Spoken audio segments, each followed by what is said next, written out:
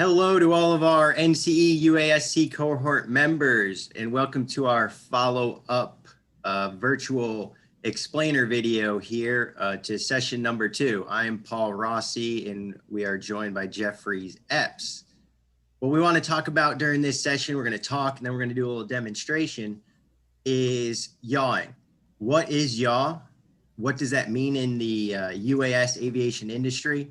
And how does that apply to the classroom and to the industry? So I'm going to go ahead now and I'm going to share my screen, and we have a great software here that operators in the industry are using to create 3D models and high resolution 2D maps. This software is called DroneDeploy, and it's used to plan automated flights to capture images with your drone. So you can see we are at the Wright Memorial in Kill Devil Hills, North Carolina. Very important spot in terms of aviation history. So we picked that to kind of demonstrate how this software works. So you zoom in a little bit and you can see we have these green lines. These green lines are the actual flight path of the drone. We have a start point. The drone will fly along this line and it will make a series of left and right turns, followed by long periods of forward flight, during which it's going to capture images autonomously. So I'm going to go ahead, I'm going to start our simulator in order to demonstrate exactly how the drone flies. Right here, we're going to hit start flight in order to launch the drone. You can see the altitude of the drone is increasing to the set flight altitude.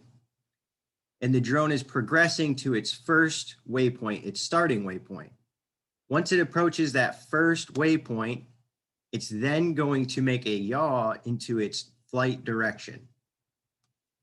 The drone is now going to fly forward on this set course while capturing images at regular intervals. In our top right-hand corner here, you can see the number of images is continuing to go up. Once this drone reaches waypoint 2, it is going to execute a yaw left, a turn left 90 degrees. It will then fly forward for a set distance, and it will execute a second yaw in the left direction. The drone will then fly forward for that set distance while it continues to capture imagery. Each row or path in this automated flight is spaced out at the same intervals. The reason for this is we want a consistent overlap of the imagery. Once the drone reaches waypoint 4, it is going to execute a yaw in the right direction.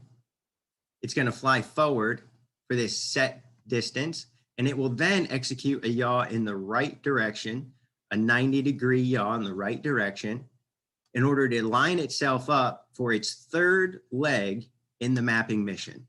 The drone will continue this autonomous flight for the entire area that is to be mapped. This right here is how operators in the industry are leveraging software in order to tell and give their drone commands. What we're going to do now is we're going to show you, Jeff is now going to show you using DroneBlocks exactly how you can work with your students in the classroom to introduce them to advanced drone commands and programming for mapping and data collection. So Jeff, take it over. All right. Hey, thanks, Paul. Well, ladies and gentlemen, you're about to see how we take what Paul is doing with this simulation and bring that into the classroom and show you how to utilize your Tello drone to simulate the exact same thing. So this is going to be pretty cool. I'm going to make sure that my drone is turned on. Give me a second. Okay, my drone is turned on. All right, I'm going to share my screen out now so that you can see the DroneBlocks software. And I'm going to make sure that we are connected to the drone. Let me do that real quick. And we should see our battery indicator here. We are good to go. And as you can see, the block of code we have here on the screen basically tells the drone to take off, yaw to the right 90 degrees, then yaw to the left 180 degrees in the opposite direction, and then yaw back to the right to straighten the drone up so it is at its original orientation. Well, let's also show the code. That's always important. We always like for students to see the actual JavaScript code that's being written. And so now we're going to launch and let's see what we get. So the drone takes off. It yaws to the right. Then it's going to yaw to the left 180 opposite direction. Great teaching point for students. And then of course, yaw back to the right to straighten up and then land. Pretty cool, huh? All right, so now that we've done this, now how do we program the drone to fly the grid shown in Paul's simulation? Well, now I'm going to go ahead and reset the drone. Give me a second.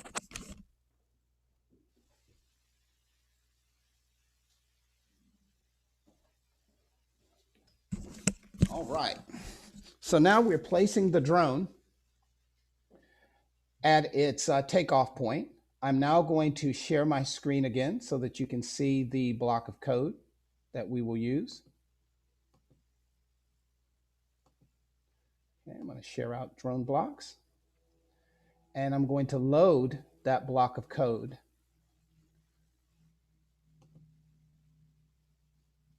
And there it is. I'm going to edit that block of code.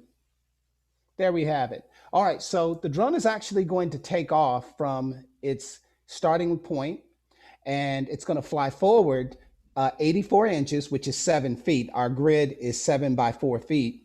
And so 84 inches is the conversion from 7 feet to inches. Great teaching point for your students.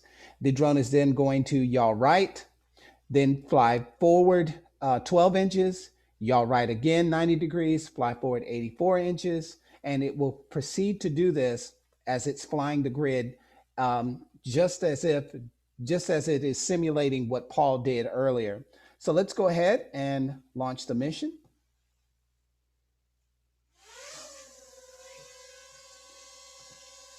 And the drone is now taking off.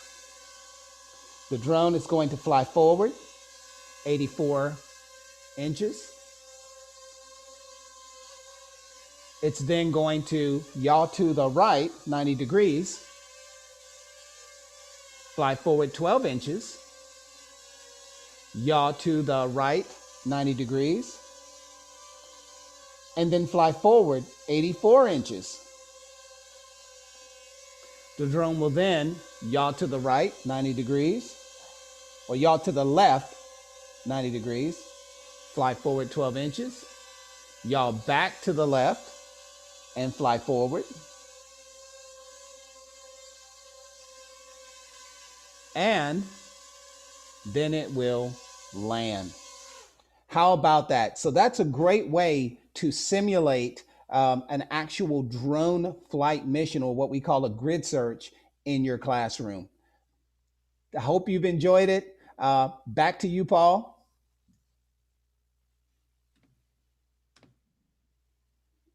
Yeah, that was excellent. Thanks, Jeff. And what's great is you set up that 4 by 7 or whatever your space allows, and you can create this same map. Say it's your school, say it's a park in your town, and you can take those measurements. Say it's 7,000 feet. Say that total area off Google Earth is 10,000 feet or 12,000 feet by 5,000 feet. So you can take that, generate a nice little map off of it, and then ask the students to kind of execute and map this, but convert those feet to inches, or maybe every 1,000 feet is 12 inches. Or 7,000 feet is 7 feet in the classroom.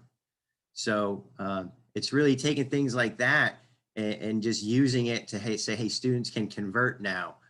Students are doing addition, subtraction, students are dividing, students are scaling things. So it's truly really exciting, and this stuff is really fun.